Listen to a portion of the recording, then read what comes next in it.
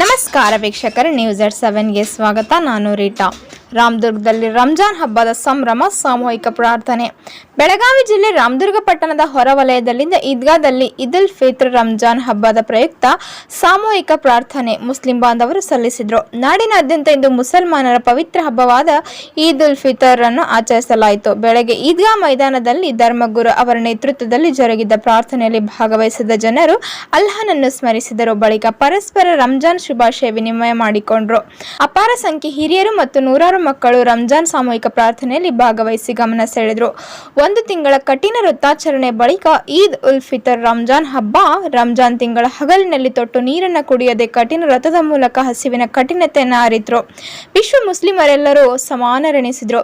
ಅಲ್ಲಿ ಬಡವ ಶ್ರೀಮಂತರೆನ್ನುವ ಭೇದವಿಲ್ಲದೆ ಎಲ್ಲರೂ ವೃತ್ತಾಚರಣೆಯಲ್ಲಿ ತೊಡಗಿದರು. ದೇವಲೀನರಾಗಿ ಅಲ್ಲಾಹನನ್ನು ಪ್ರಾರ್ಥಿಸುತ್ತಾ ಎಲ್ಲ ರೀತಿಯ ತಪ್ಪುಗಳಿಂದ ದೂರವಿದ್ದ ಒಂದು ತಿಂಗಳು ಕಳೆದು ಈದ್ ಉಲ್ ಫಿತರ್ ಬಂದಿದೆ. ಇದು ದಾನದ ಹಬ್ಬ.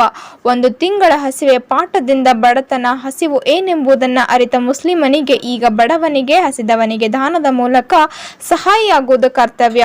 ಇಸ್ಲಾಂ ಎಂದು ಸಂಪತ್ತಿನ ಕೇಂದ್ರೀಕರಣವನ್ನು ವಿರೋಧಿಸುತ್ತದೆ. ಈ ಸಂದರ್ಭದಲ್ಲಿ ಸಮಸ್ತ ನಾಡಿನ ಜನತೆಗೆ ಶುಭಾಶಯಗಳು ಕೋರಿದ ಅಂಜುಮನ್ ಇಸ್ಲಾಂ ಕಮಿಟಿಯ ನಿರ್ದೇಶಕರಾದ ಮೊಹಮ್ಮದ್ ಶಫಿ ಬೆನ್ನಿ.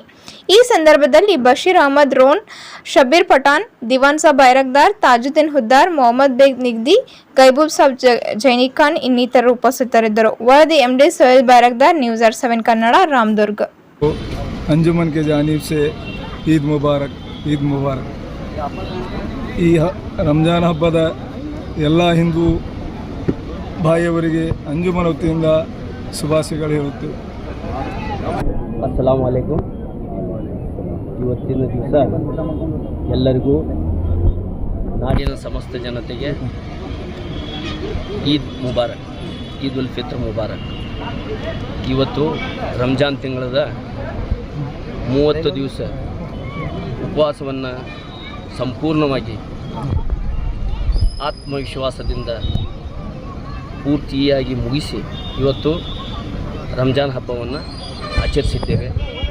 ಅದಕ್ಕೆ ನಾವು ಎಲ್ಲ ನಾಡಿನ ಸಮಸ್ತ ಜನರಿಗೆ ಈದ್ ಮುಬಾರಕನ್ನು ಹೇಳಲು ಅಂಜುಮನ್ ಇಸ್ಲಾಂ ಕಮಿಟಿ ವತಿಯಿಂದ ಇಚ್ಛಿಸ್ತೀವಿ. ಮತ್ತು ಎಲ್ಲರಿಗೂ ದೇವರ ಆರೋಗ್ಯ ಆಯುಷ್ಯವನ್ನು ಕೊಡಲಿ ಅಂತ ದೇವರಲ್ಲಿ ಪ್ರಾರ್ಥಿಸ್ತೀವಿ.